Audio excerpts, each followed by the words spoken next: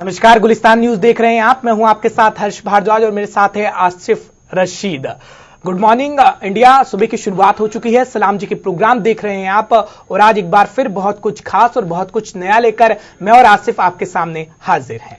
Good morning, आदाब, नमस्कार, अस्सलाम वालेकुम। आज का ये खास शुभारा सलाम जी के आपकी खिदमत में मैं आपका मेजबान आसिफ रशीद और मेरे साथ हर्ष भारद्वाज। आज के भी इस प्रोग्राम में 8:30 से 9:30 बजे तक ठीक 1 घंटे का ये प्रोग्राम और 1 घंटे के शुमारे के अंदर बहुत सारे ऐसी खबरें जो पिछले 24 घंटों में या आने वाले कुछ वक्त में सुर्खियों में रहने वाली हैं। मुल्क के साथ साथ रियासत जम्मू और कश्मीर में और सरहद के दोनों अतराफ क्या कुछ सूरत हाल है वो आप तक पहुंचेगी। साथ ही साथ मौजूदा सूरत हाल मुल्क के अंदर क्या है, सिक्योरिटी के लिहाज से रियासत जम्मू और कश्मीर में या आम इंतखाबात का चुनावी बिगुल जो है वो बज चुका है और ऐसे में लगातार सियासी बयानबाजी और एक दूसरे पर इल्जामात का सिलसिला बरकरार है। साथ ही साथ एशिया का सबसे बड़ा जो गार्डन है वो भी खोल दिया गया है टूरिस्ट के लिए और रियासत जम्मू और कश्मीर के लिए। उम्मीद की जा रही है कि इस बार जो सयाहों की तादाद है वो बढ़ेगी। और उसके साथ साथ मैं आपको बता दूं कि कल राजौरी में सड़क हादसा हुआ, 6 लोगों की जान गई, 1 जख्मी था और 1 शख्स जो जख्मी था इतलात ये मौसूल हो रही है कि उसने भी दम तोड़ दिया है। और ऐसे में लगातार बढ़ते हादसात की वजूहात सड़कों की खस्ता हाली और जिस सड़क पे ये हादसा हुआ है उस सड़क की लगातार पिछले 15 से 20 सालों से मुरम्मत के लिए मांग उठ रही है, ताहम आज तक सड़क की हालत बेहतर नहीं हुई है। उस पर भी हम तज़किरा बातचीत करेंगे और साथ ही साथ हम आपको इस वक्त जो पुलवामा में एनकाउंटर हुआ आपसे कुछ देर पहले वो अपडेट्स बताएंगे और सरहद पर इस वक्त थोड़ी देर पहले शेलिंग दोबारा शुरू हुई है वो भी आपको बताएंगे। लेकिन सबसे पहले शुरुआत पुलवामा, जहां जनूबी कश्मीर में आज एक बार फिर सुबह आंख खुलते ही ये खबर सामने आई कि लश्कर तैयबा के 4 मिलिटेंट मारे गए हैं। एनकाउंटर सिक्योरिटी फोर्सेज की जानिब से सर्च ऑपरेशन देर रात यहां चलाया जा रहा था और करीब 2 बजे के आसपास जो है गोलीबारी का तबादला हुआ, कॉन्टैक्ट एस्टैब्लिश हुआ मिलिटेंट और फोर्सेज के दरमियान, जिस दौरान फोर्सेज की जवाबी कार्रवाई में 4 मिलिटेंट अब तक हलाक हुए हैं। और अभी तक की मौसूला इतलात के मुताबिक आइडेंटिफिकेशन यानी अभी तक जो शनाख्त है 4 मिलिटेंटों की पूरी तरह से नहीं हो पाई है, ताहम अभी ये बताया जा रहा कि लश्कर के जो 4 मिलिटेंट जो हलाक हुए वो हैं और इनसे 2 AK-47 राइफल, 1 SLR और साथ ही साथ 1 पिस्टल रिकवर किया गया है। और आखिरी इतलात मौसूल होने तक इलाके में सर्च ऑपरेशन जारी था। पुलवामा का ये लासीपुरा इलाका जहां पे देर रात सर्च ऑपरेशन चला था, उसके बाद एनकाउंटर में ये तब्दील हुआ। बिल्कुल आसिफ, अगर बात करें इस वक्त की बड़ी खबर की तो 4 आतंकियों को मार गिराया जा चुका है। आशिक हुसैन इस खबर पर ज्यादा जानकारी के लिए हमारे साथ जुड़ चुके हैं। आशिक, सेना को बड़ी कामयाबी हाथ लगी है, इस वक्त की बड़ी खबर से अपने दर्शकों को रूबरू करवा रहे हैं। 4 आतंकियों को सेना ने ढेर कर दिया गया है। बताया जाता है गोला बारूद भी उनसे बरामद किए गए हैं। किस आतंकी संगठन से वो ताल्लुक रखते थे और क्या उनके शव भी बरामद कर लिए गए? देखिए, आज सुबह 2 बजे से ये एनकाउंटर शुरू हुआ था जो बहुत घंटों तक जारी रहा। इस दौरान इलाके में खौफ फिरास की लहर भी दौड़ गई, ताहम जब गोलियों का तबादला रुका और फोर्सेस उस मुकाम पे पहुंची जहां से मिलिटेंट्स फायर कर रहे थे तो 4 जो है डेड बॉडीज वहां से रिकवर की गई, जिनको अभी पुलिस लाइन पुलवामा पहुंचाया गया, जहां उनकी शिनाख्त की जा रही है कि ये कहाँ के हैं। और जाहिर सी बात है अभी तक जो सामने बात आ रही है वो ऐसा है कि 4 जो है वो मुकामी है और दूसरे जिले से ही, इसमें 3 का ताल्लुक बताया जाता है और 1 पुलवामा का। लेकिन इसके साथ साथ जो है बहुत सारा हथियार और गोला बारूद भी वहाँ सिक्योरिटी फोर्स ने जो है कब्जे में लिया है, जिसके बाद जो है काफी तनाव भरी सूरत हाल जो है वहाँ देखी जा सकती है। लेकिन इस फायरिंग के जो तबादला दोनों अतराफ से हुआ, इसमें 3 फौजी एहलकार और 1 पुलिस एहलकार यानी कुल मिला के 4 फोर्सेस एहलकार इसमें जख्मी भी हुए हैं। कुल मिला के हम ये कह सकते हैं कि फौज की जानिब से जो एनकाउंटर्स कई दिनों से जो सर्च ऑपरेशन जारी थे उसमें एनकाउंटर्स भी हुए, उसमें बड़ी कामयाबी ये फौज कह सकती है कि 4 लश्कर तैयबा तंजीम से वाबस्ता मिलते। आशिक, क्या ये एनकाउंटर उस वक्त शुरू हुआ जब मुसद्दिका इतला मिली थी या रूटीन वाइज जिस तरीके से फोर्सेज की जानिब से पेट्रोलिंग पार्टीज कई इलाकों में जो है सर्च करती हैं, उस तरह का कोई ऑपरेशन चल रहा था या मुसद्दिका इतला मिलने के बाद ही इस एनकाउंटर को अंजाम दिया गया? बिल्कुल ये मुसद्दिका इतला थी। जो रूटीन आप कह रहे हैं कि कहीं पे भी फोर्सेस क्रैकडाउन करती है या ऑपरेशन करती है और तलाशी कार्रवाई के दौरान उनका आमना सामना होता है, ऐसी बात नहीं थी। बिल्कुल मुसद्दिका इतला थी कि इस इलाके में या इस मोहल्ले में मिलिटेंट्स छुपे बैठे हैं, क्योंकि इससे पहले भी इस इलाके में कई बार इस तरह के ऑपरेशन किए गए थे, लेकिन इस बार जो है फोर्सेस को जब 4 मिलिटेंट्स वहां मिले तो कामयाबी मिली और बिल्कुल मुसद्दिका इतला उनको फराहम हुई थी कि यहाँ पे मिलिटेंट्स है, जिसके बाद रात के दौरान ही ये एनकाउंटर हुआ और रात के दौरान ही फोर्सेस ने कोशिश की कि ये सुबह होने तक मुकम्मल हो जाए, क्योंकि बाद में जिस तरह की पोजीशन वहाँ पे जो हालात वहाँ पे बनते हैं कि आसपास इलाकों के नौजवान आते हैं, फोर्स के घर पे होती है, आम नौजवानों या आम शहरियों की हलाकत को रोकने के लिए जिस कदर भी हो सका फोर्सेस ने इस ऑपरेशन को जल्द अज जल्द अंजाम दिया। तो ऐसे में इस वक्त इलाके में मौजूदा सूरत हाल क्या है? क्या किसी तरह की कोई, हमने आमतौर पे देखा झड़पें या मुजाहिरे शुरू हो जाते हैं, इस तरह की कोई खबर? छुटपुट घटनाएं इस तरह की हैं, क्योंकि सवेरे सुबह तड़के का जो वक्त था उसकी वजह से नौजवान जमा उस तरह नहीं हुए, क्योंकि उससे पहले ही ये ऑपरेशन मुकम्मल हो चुका था और फोर्सेस भी यहाँ से जाना शुरू हो गई थी, क्योंकि ऑपरेशन बिल्कुल मुकम्मल हो चुका था। उसकी वजह से उस तरह की झड़पें नहीं हुई जिस तरह पुलवामा में खासतौर देखा जा रहा है या जाता था। लेकिन आज दिन भर जो है तनाव रह सकता है इस इलाके में भी जहाँ ये एनकाउंटर हुआ, और जो पुलवामा कस्बा है यहाँ भी। आशिक, क्या सर्च ऑपरेशन अभी भी चलाया जा रहा है? जिस तरीके से 4 आतंकी को मार गिराया जा चुका है, ये ऑपरेशन या फिर क्लोज कर दिया गया? बिल्कुल अब क्लोज कर दिया गया है, क्योंकि जो 2 से 4 मिलिटेंट्स के यहाँ होने की खबर थी वो तो सही साबित हुई। उसके बाद जो है ये जो है ऑपरेशन जो है यह अब मुकम्मल हो चुका है और फोर्सेस भी वहां से रवाना हो रही है। चलिए, बहुत बहुत शुक्रिया आशिक पूरी जानकारी के लिए। इस वक्त की बड़ी खबर से हम आपको रूबरू करवा रहे हैं। 4 आतंकियों का सेना ने काम तमाम कर दिया है। लगातार सेना को इसमें सफलता हाथ लग रही है। उनके पास से भारी गोला और हथियार भी बरामद कर लिए गए हैं। सेना को बड़ी सफलता हाथ लगी। 4 आतंकवादी कुल ढेर कर दिए गए। और अगर सर्च ऑपरेशन की बात करें तो कुल मिलाकर सर्च ऑपरेशन अभी भी लगातार सेना के ओर से चलाया जा रहा है। जनूबी कश्मीर के जिला पुलवामा का लस्सीपुरा इलाका, जहां 2 बजे फोर्सेज और मिलिटेंटों के दरमियान गोलियों का तबादला हुआ और उसके बाद ये एनकाउंटर शुरू हो गया। और अब से कुछ देर पहले एनकाउंटर जो गोलीबारी थी वो थम गई, ताहम सर्च ऑपरेशन अभी भी जारी है। 4 मिलिटेंटों की हलाकत की खबरें मौसूल हो रही हैं, जिनमें बताया जा रहा है कि चारों लश्कर से ताल्लुक रखते हैं, जिनसे 2 AK-47 राइफल, 1 SLR और 1 पिस्टल रिकवर की गई है। ताहम पुलिस की जानिब से भी अभी कोई इस तरह ब्रीफिंग नहीं दी गई है। सर्च ऑपरेशन आखिरी इतलात मिलने तक जारी था, जबकि आज हम बात करें तो लगातार पिछले 4 से 5 दिनों के अंदर ये तीसरा या चौथा एनकाउंटर है या इस तरह की वारदात है जहां पर मिलिटेंटों के साथ फोर्सेज का आमना सामना हुआ है। इससे पहले कई मकामात पर, हालांकि कल तो ऐसा कुछ नहीं देखने को मिला, ताहम 2 दिन पहले भी एनकाउंटर्स जो हुए थे जनूबी कश्मीर में हुआ था। और उसके बाद आज दोबारा, आज सुबह फोर्सेज की तलाशी कार्रवाई, मुसद्दिका इतलात जिस तरीके से हमारे नुमाइंदे ने बताया मिली थी, और उसके बाद इस इलाके की घेराबंदी हुई, कॉर्डन ऑफ किया गया। जम्मू कश्मीर पुलिस, CRPF के जवानों और जम्मू कश्मीर पुलिस की जो SOG है, स्पेशल ऑपरेशन ग्रुप, और साथ ही साथ CRPF के जवान और पुलिस जो आर्मी की जानिब से इस इलाके की घेराबंदी कर सर्च ऑपरेशन चलाया गया। और अब तक 4 मिलिटेंटों की हलाकत हुई। सुबह 2 बजे एनकाउंटर स्टार्ट हुआ था और अब से कुछ देर पहले गोलियों का सिलसिला रुका है, ताहम सर्च ऑपरेशन अभी भी जारी है। तो बिल्कुल, अब बढ़ते हैं आगे। आसिफ, अब उस हवलदार की बात कर लेते हैं जो सीज फायर उल्लंघन में घायल हुआ था, अब वो शहीद बताया गया है। बिल्कुल, हवलदार जो कुपवाड़ा के दूरदराज इलाके में जो बर्फीला तूफान है, बर्फ काफी है। अगर कुपवाड़ा के दूरदराज इलाकों की बात करें तो बर्फीले तूफान की जद में आने से, एक बर्फ का तौदा गिरने से एक हवलदार जो कल जख्मी हुआ था लाइन ऑफ कंट्रोल पर शुमाली कश्मीर के जिला कुपवाड़ा में, हवलदार सतवीर सिंह के बतौर इसकी शनाख्त हुई है, जो बाद में कुपवाड़ा के अस्पताल पहुंचाया गया था। आर्मी अस्पताल में भी इलाज चला, ताहम उसके बाद देर रात इस हवलदार ने दम तोड़ दिया। और अभी तक की जो इतलात मौसूल हो रही हैं, यही एक जवान था जो अपने ड्यूटी पर तैनात था, जो बंकर में था जब इसके ऊपर जो है बर्फीला तोदा गिरा और बर्फ के नीचे दब जाने से जो है जख्मी हुआ था। और उसके बाद इसको फोर्सेस की जानिब से आर्मी हॉस्पिटल तो पहुंचाया गया, ताम देर रात सतवीर सिंह ने आखिरी सांस ली। और इस तरीके से हवलदार सतवीर सिंह इस दुनिया से अब चल बसे, जो कुपवाड़ा में अपनी ड्यूटी पर तैनात थे।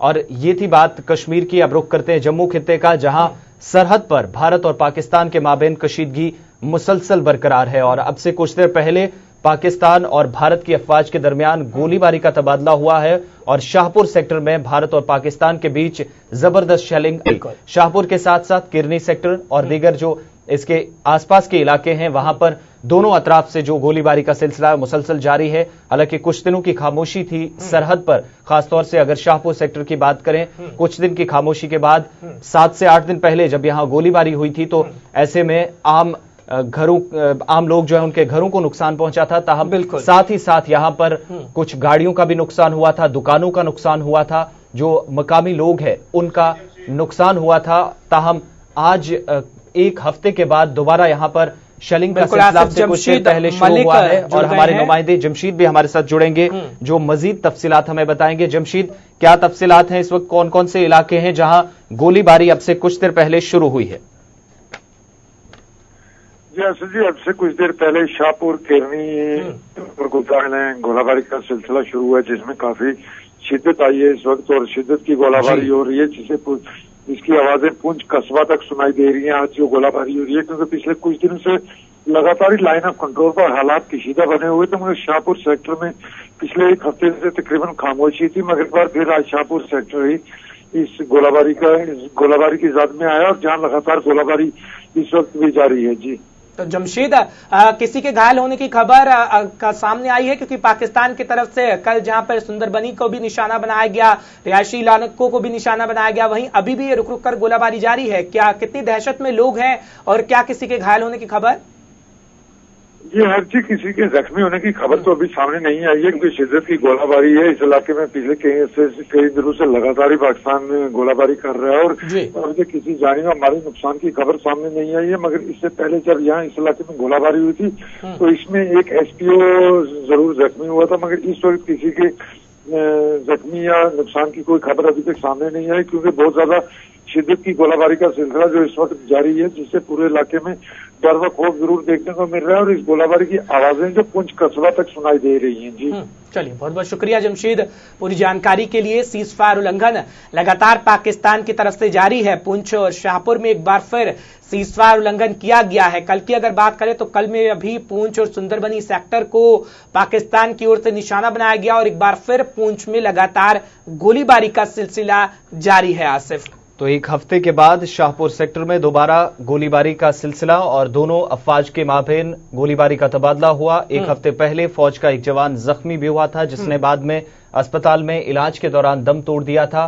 ताहम कल की बात करें तो कल केजी और मनकोट सेक्टर में भी एक मकामी जो है वो जख्मी हुआ था गोलीबारी में। कल देर रात यहां भी शेलिंग शुरू हुई थी और अब से कुछ देर पहले की बड़ी खबर जो हम आपको बता रहे हैं शाहपुर सेक्टर से, जहां एक बार फिर दोनों अफवाज के दरमियान गोलीबारी का सिलसिला शुरू हुआ है और ऐसे में आम लोगों को मुश्किलात का सामना जो पिछले कई सालों से और साल 2019 की मैं खासतौर से बात करूं तो शुरू से ही, यानी जनवरी का पहला दिन जो था इस नए साल के आगाज से ही गोलीबारी दोनों अतराफ से जो लगातार पिछले साल भी जारी रही वो सिलसिला अब भी जारी है। और ऐसे में स्कूली तलबा और साथ ही साथ खासतौर से जो काम पर निकलने वाले लोग हैं, इन इलाकों में ज्यादातर किसान हैं जिनकी रोजमर्रा जिंदगी जो है वो इन्हीं चीजों पर मुनस्सिर है, खेती बाड़ी का काम करते हैं, उनके लिए घरों से बाहर निकलना बेहद मुश्किल हो जाता है, कठिन हो जाता है। और ऐसी परिस्थितियों में, इन हालात में जबकि गोलीबारी अचानक से शुरू हो जाती है, शेल्स गिरना शुरू हो जाते हैं रिहायशी मकानात के साथ साथ दुकानों और साथ ही साथ यहां पे आम लोगों की गाड़ियों का भी नुकसान पिछले एक हफ्ते के अंदर हुआ है। सरहद की ताजा सूरत हाल और जनूबी कश्मीर में क्या कुछ हो रहा है वो आप तक पहुंचाया और अब रुख जरा शहर श्रीनगर का करते हैं। क्योंकि अप्रैल का महीना आ चुका है। अप्रैल के महीने में अगर बात करें ट्यूलिप की, तो ट्यूलिप का दीदार अगर आपको करना है तो आप कश्मीर का रुख कर सकते हैं, क्योंकि कल भी हमने आपको दिखाया कि कश्मीर में ट्यूलिप पूरी तरह से खिल चुके हैं। कई लाख पौधे ट्यूलिप के लगाए गए हैं और अब अप्रैल के महीने में ट्यूलिप पूरी तरह से तैयार है, दीदार आप उसका कर सकते हैं। बिल्कुल, एशिया का सबसे बड़ा गार्डन, सबसे बड़ा ये ट्यूलिप गार्डन जो कल शहर श्रीनगर में जिसको कल सयाहों के लिए खोल दिया गया है। और अगर इस गार्डन की बात करूं तो ये मार्च के महीने में अक्सर खोला जाता है, ताहम इस बार 1 या 2 हफ्ते की देरी हुई, जो पहले ही फ्लोरिकल्चर डिपार्टमेंट की तरफ से कहा गया था कि अप्रैल के पहले हफ्ते में इसको खोल दिया जाएगा।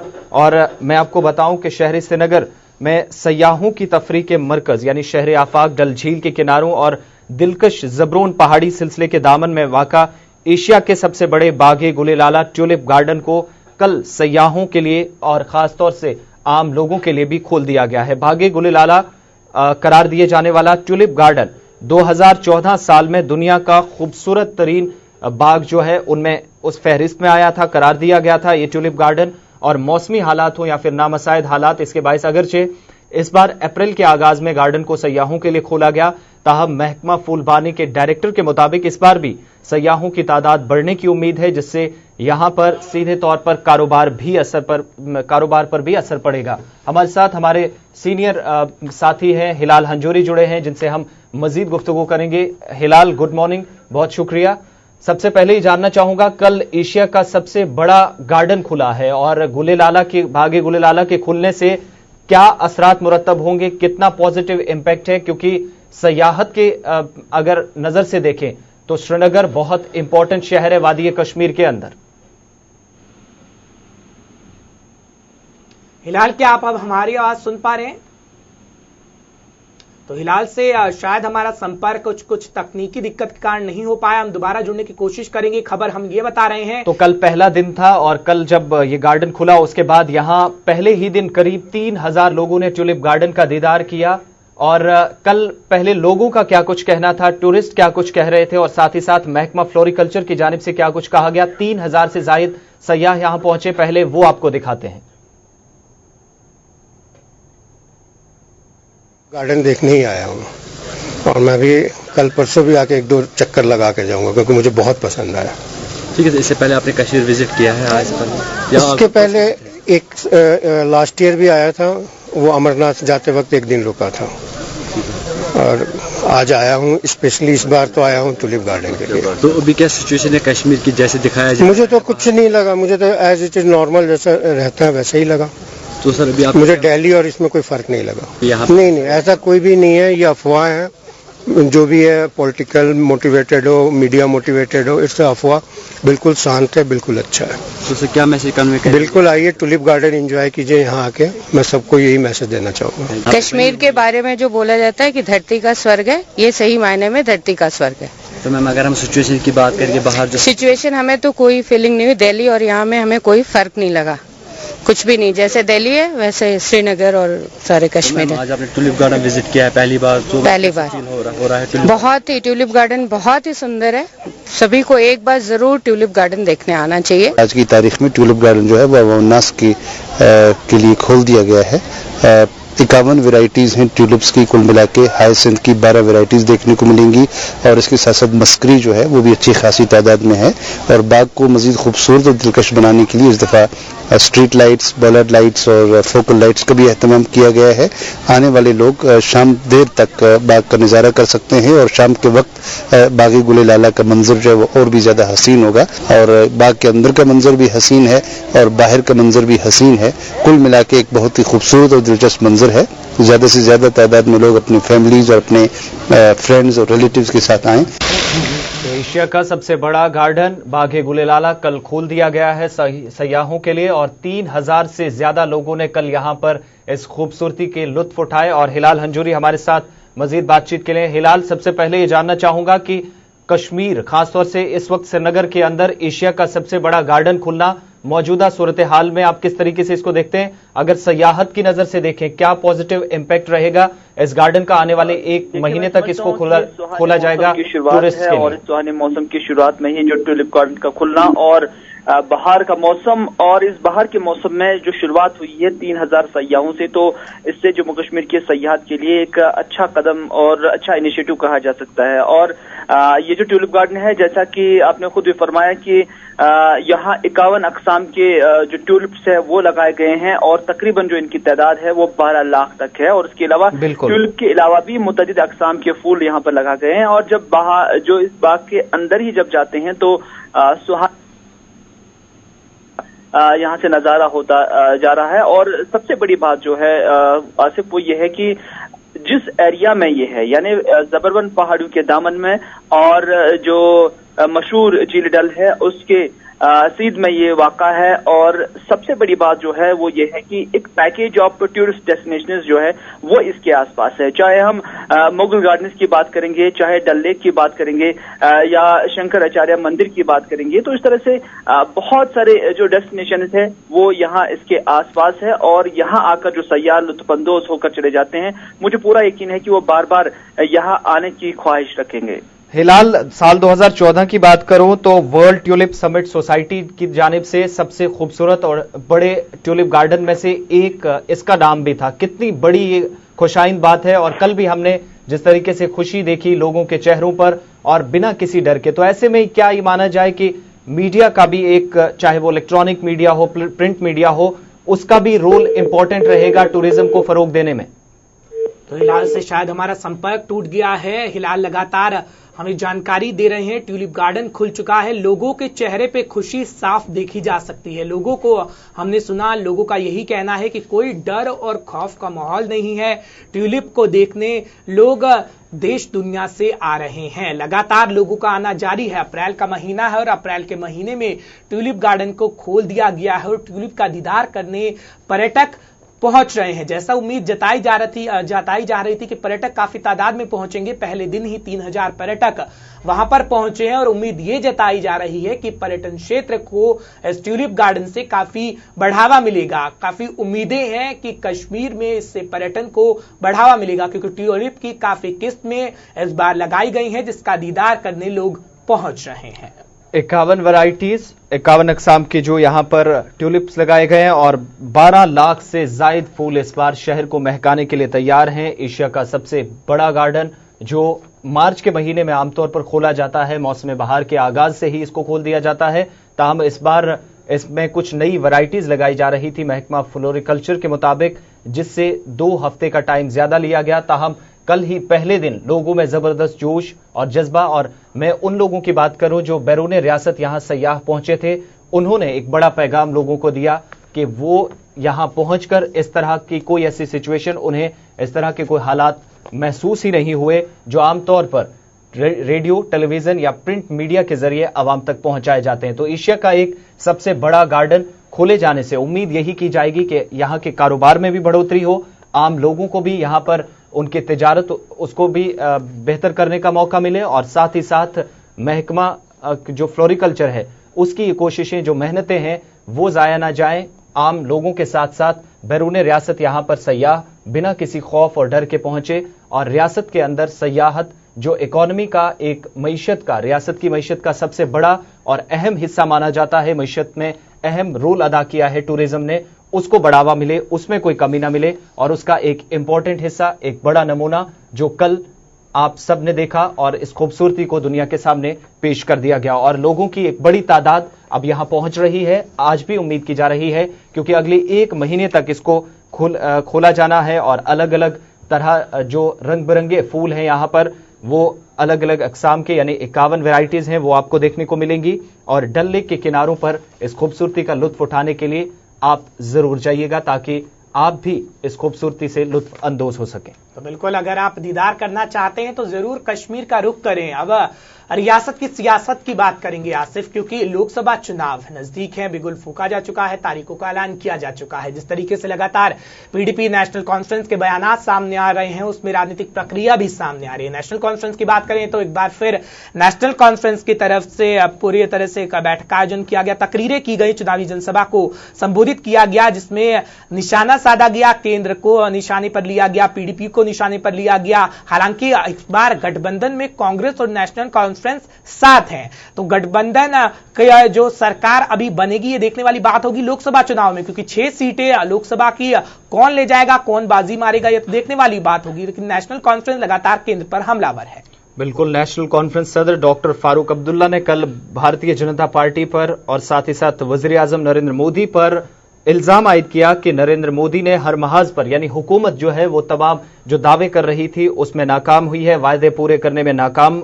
नौजवानों का मुद्दा हो, रोजगार को लेकर, मुल्क के दीगर मसाइल हो, दीगर मामलात हो, उनको लेकर डॉक्टर फारूक अब्दुल्ला की तरफ से कहा गया कि वजीर आजम हर महाज पर नाकाम हुए और इसके बाद अब पाकिस्तान का महाज खोल दिया गया है। उनके मुताबिक कि जो एयर स्ट्राइक हुई उस पर हमने इससे पहले भी देखा, डॉक्टर फारूक अब्दुल्ला उस पर सवाल उठाते रहे। कल भी उन्होंने कहा कि बालाकोट का या इस तरह का कोई हुकूमत की तरफ से कोई एक्शन लिया जाना था, कुछ दिखाना था लोगों को इंतखाबात से पहले, और उसके लिए वो हुकूमत को ये भी जिम्मेदार ठहरा रहे हैं कि पिछले 4 सालों की नाकामी छुपाने के लिए फारूक अब्दुल्ला ने कहा कि वजीर आजम ने इस तरह का पाकिस्तान का महाज अब खोल दिया। उन्होंने कहा कि जो कश्मीर के जो लोग हैं उनके साथ मजहबी या इलाकाई तौर पर जो उनको तकसीम करने की कोशिशें की जा रही हैं, और साथ ही साथ मैं आपको बता दूं लगातार वो दफा 370 की जो मामला पिछले कुछ वक्त से गरमाया है उस पर भी कल एक बार फिर उनकी तरफ से और साथ ही साथ दूसरी जानिब पीडीपी सदर की जानिब से भी बयान आया। लेकिन पहले डॉक्टर फारूक अब्दुल्ला का हम आपको वो दिखा देते वो बयान जिसमें उन्होंने वजीर आजम नरेंद्र मोदी को न सिर्फ उन पर हमला किया बल्कि ये भी कहा कि जो पुलवामा हमला हुआ 14 फरवरी में जो 40 जवानों की जानें जाया हुई उसके लिए वजीर आजम खुद जिम्मेदार है। हिंदुस्तान बुनियाद खत्म करना चाहन, मुसलमानों ने बुनियाद खत्म करना चाहन, अल्लाह ताला कर दिन खत्म। आज उठो अल्लाह ताला सुन कमाल वह आदमी उसन ग्रजानोस आज कोट बात नो यंगुस आज बस सीख के लाख था ये जो खुदा सुन कमाल। तो आपने सुना फारूक अब्दुल्ला केंद्र पर हमलावर है। सीआरपीएफ पोत्र मोरिक हिमनोस पता हिमनिशोस खबर ये गच्छे रात उठू तो ये बान हाली निश अकिस गाड़ी मज बम सो कित कम रूक यह क्या रूक नहीं गाड़ी पकान ये बम आई कपर अत मज अत गस तहकीकात करुन अत मज यम मुलविस मदद कर तुम बेचारे गरीब सिपा शहीद गरीब सिर्फ इलेक्शन जीतने खतर उस आज ते वन मोदियस सुख जिम्मेवार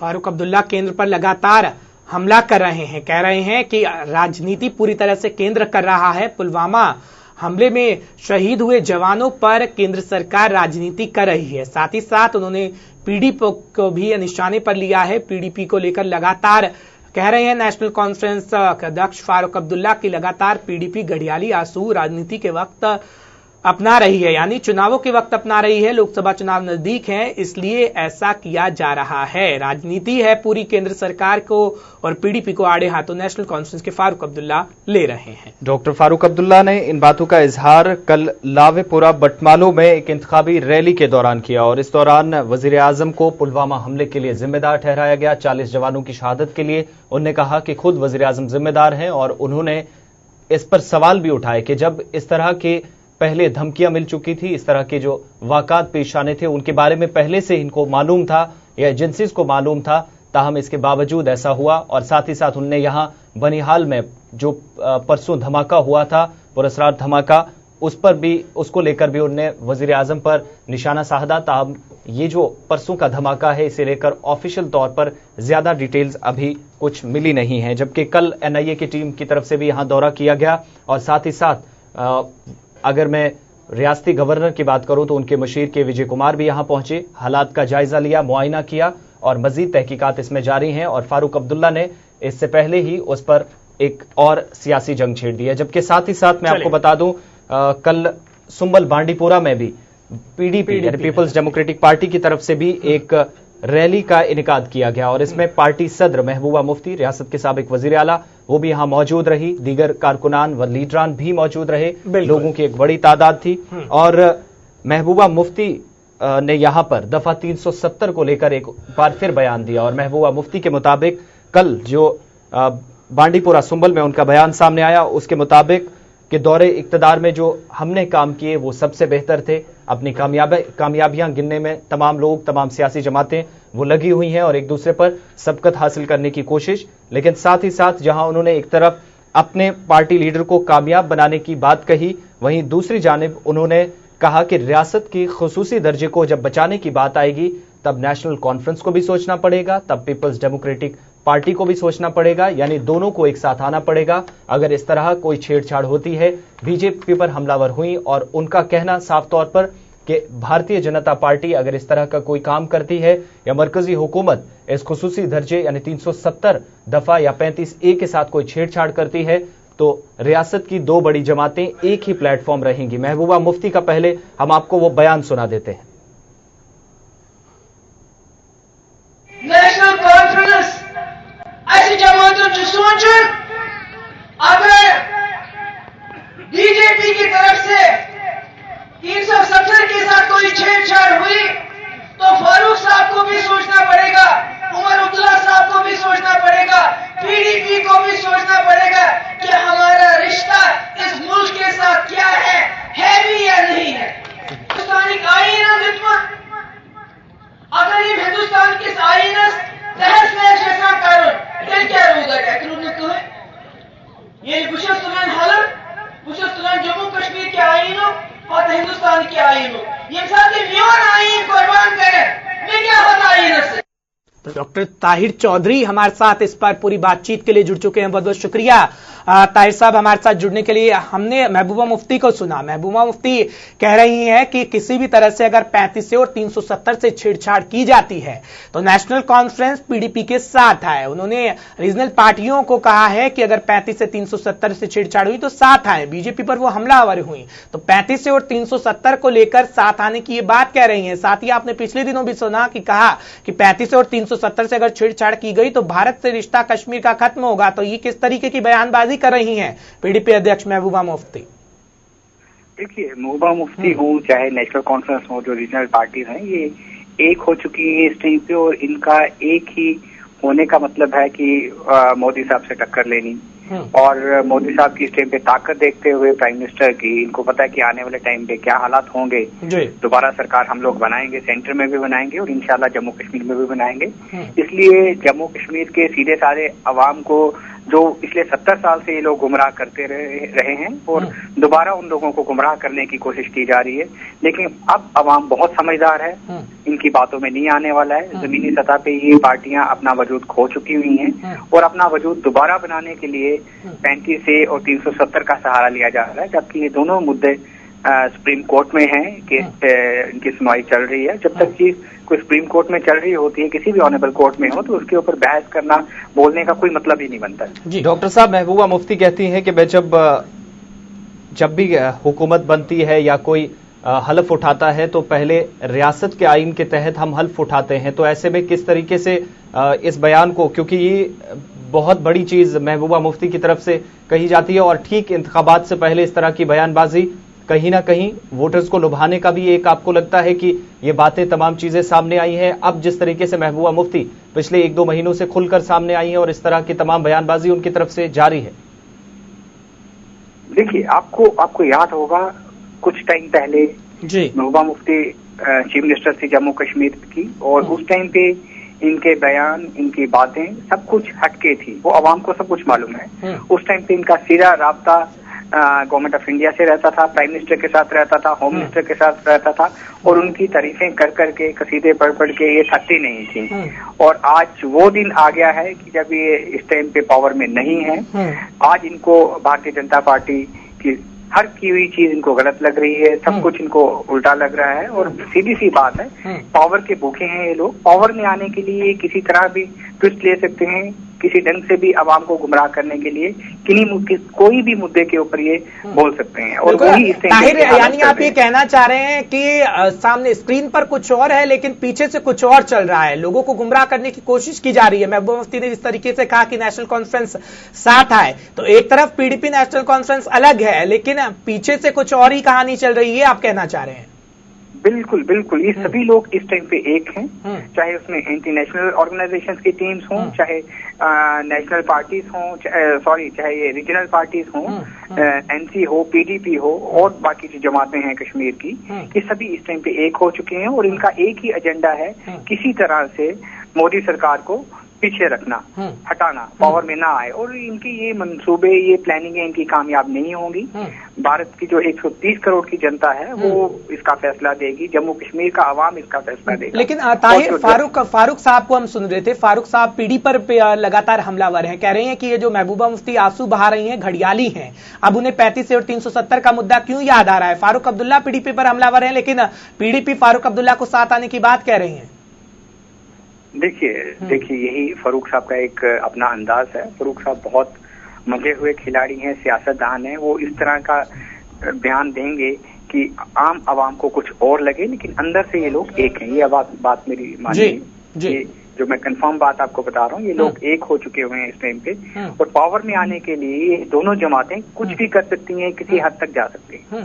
ताहिर, एक आखिरी सवाल, लगातार नेशनल कॉन्फ्रेंस के फारूक अब्दुल्ला को हम सुन रहे हैं, लगातार वो एक ही बात कह रहे हैं कि पुलवामा हमले में जो शहीद हुए हैं जवान, उन पर सियासत की जा रही है। उन्होंने छत्तीसगढ़ का नाम लिया कि छत्तीसगढ़ के जब जवान शहीद होते हैं तब पीएम मोदी क्यों नहीं माला लेके जाते। ये लगातार वो पुलवामा हमले पर सेना पर सवाल उठा रहे हैं। देखिए, ये बड़ी बदकिस्मती है इन रीजनल पार्टीज की और डॉक्टर फारूक अब्दुल्ला साहब की जैसे कद के नेता की और महबूबा मुफ्ती की कि ऐसी चीजों पे उंगली उठाना और बात करना, जब हमारे जवानों की शहादत होती है और शहादत उनकी होना और उसमें सीधा सीधा हाथ पड़ोसी मुल्क का जब नजर आता है, और अगर हमारे गवर्नमेंट ऑफ इंडिया ने, हमारे प्राइम मिनिस्टर ने उसके ऊपर एक कड़ा फैसला लिया और उसका पूरे हिंदुस्तान ने क्या, पूरी दुनिया ने देखा कि हमने उसका जवाब कैसे दिया। और आने वाले टाइम पे अगर ऐसा दोबारा कभी हमारी फोर्सेस के साथ या हमारे इंडिया में कहीं पे भी कुछ होता है तो हम उसका कड़ा जवाब देंगे पड़ोसी मुल्क को, उसमें हम पीछे नहीं हटेंगे। इनको उस चीज की भी प्रॉब्लम हो रही है कि पहली बार एक ऐसा स्ट्रॉन्ग प्राइम मिनिस्टर आया कि जिसने ऐसे फैसले लिए जो आज तक हिंदुस्तान की हिस्ट्री में नहीं हुए थे। पहले भी अटैक हुए यूपीए की सरकार में, लेकिन ये लोग सिर्फ फैक्स करते रहे, फोन पे बात करते रहे, बातें करके मसले सुलझाते रहे, लेकिन हमारे प्राइम मिनिस्टर ने बातें नहीं की, फैक्स नहीं किए, हमने उसका जवाब दिया और जो जवाब दिया वो पूरी दुनिया ने देखा। चलिए, बहुत शुक्रिया इस तमाम बातचीत के लिए डॉक्टर ताहिर चौधरी साहब, और साथ ही साथ इस वक्त विनोद कुमार साहब जम्मू से हमारे साथ जुड़ चुके हैं, सीनियर सहाफी और तज्जिया निगार हैं। विनोद साहब, बहुत शुक्रिया, गुड मॉर्निंग। सबसे पहला सवाल कि पीडीपी की तरफ से अब ये कहा जा रहा है कि नेशनल कॉन्फ्रेंस और पीडीपी एक ही प्लेटफॉर्म पर दोनों हैं, अगर इस तरह की कोई सिचुएशन बनती है, कोई छेड़छाड़ होती है। ताहम इससे पहले हमने देखा पिछले कुछ वक्त से, ठीक इंतखाबात से पहले कहें या इससे पहले, कि नेशनल कॉन्फ्रेंस लगातार ये कह रही है कि महबूबा मुफ्ती को ये तमाम चीजें तब याद नहीं आई जब वो कुर्सी पर बैठी थी, कुर्सी उनके हाथ में थी, दौरे इक्तदार में थी। लेकिन अब इस तरह की बातें सामने आके करना, क्या अब नेशनल कॉन्फ्रेंस और पीडीपी दोनों एक प्लेटफॉर्म पर आएंगी? जो महबूबा मुफ्ती के मुताबिक उनका कहना है कि इस खुसूसी दर्जे को लेकर हम दोनों एक साथ हैं। देखिए, मैं आपको चीज बता दूं कि जैसे बीजेपी और कांग्रेस जी एक साथ नहीं जुड़ सकती है, वैसे ही ये राजनीतिक समीकरण बनाने के, राजनीतिक संतुलन बनाने के लिए दोनों पार्टियां हाथ नहीं मिला सकती। एक थोड़ा सा इन्होंने किया था कि जब लग रहा था कि सज्जाद गनी लोन चीफ मिनिस्टर बन सकते हैं, वोट ले सकते हैं, तब कांग्रेस ने बीच में मध्यस्थता की थी और उसके बाद ये तीनों ने ये फैसला लिया था कि सरकार नहीं बनाने देंगे। अलबत्ता दोनों पार्टियों की राजनीतिक कश्मीर आधारित है और दोनों पार्टियों ये अफोर्ड नहीं कर सकती हैं कि एक दूसरे के साथ चले, क्योंकि दोनों की विचारधारा इंटायरली डिफरेंट। विनोद, लोकसभा चुनाव है, हम देख रहे हैं लगातार बयानबाजी सामने आ रही है, आपकी भी पूरी नजर है इन चुनावों में, आप भी हर इलाके का दौरा कर रहे हैं। जिस तरीके से पीडीपी लगातार हमलावर है केंद्र सरकार पे, लगातार ये केंद्र को कह रही है कि जब हम बीजेपी के साथ थे कुछ शर्तें हमने रखी थी, जो शर्तें पूरी नहीं हो पाई। हालांकि गठबंधन टूटा, बीजेपी ने ऐलान किया कि पीडीपी के साथ हमारा गठबंधन टूट चुका है, राम माधव जब सामने आए। नेशनल कॉन्फ्रेंस की अगर बात करें, नेशनल कॉन्फ्रेंस को हम लगातार सुन रहे हैं, वो पीडीपी पर हमलावर है कि पीडीपी अब घड़ियाली आंसू बहा रहे हैं। 35 का मुद्दा सुप्रीम कोर्ट में है। लोगों को जिस तरीके से कहा जा सकता है कि एक तरीके से वोट बैंक बटोरने की कोशिश की जा रही है, चाहे फिर नेशनल कॉन्फ्रेंस हो चाहे फिर पीडीपी हो। अब जिस तरीके से डॉक्टर ताहिर चौधरी को हम सुन रहे थे, बीजेपी नेता हैं वो, उन्होंने कहा कि रियल में कुछ और है लेकिन स्क्रीन पर कुछ और है। आपको क्या लगता है, आप पूरी इस पर नजर बनाए हुए हैं, पीडीपी और नेशनल कॉन्फ्रेंस का रुख क्या 35 से 370 पे 7 होगा, 7 आएंगे? लेकिन मामला तो अभी सुप्रीम कोर्ट में है, लेकिन हवाला दे रहे हैं 35 और 370 का।